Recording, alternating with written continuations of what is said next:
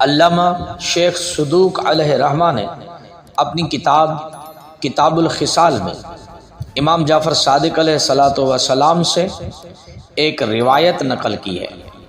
علامہ نے اپنی کتاب میں لکھا کہ 4 صفتیں ایسی ہیں، اگر یہ 4 صفتیں کسی اللہ کے بندے میں پائی جاتی ہیں تو سمجھو کہ اس کے اندر اللہ کے نبیوں کی صفتیں ہیں، یہ اخلاق انبیاء رکھتا ہے۔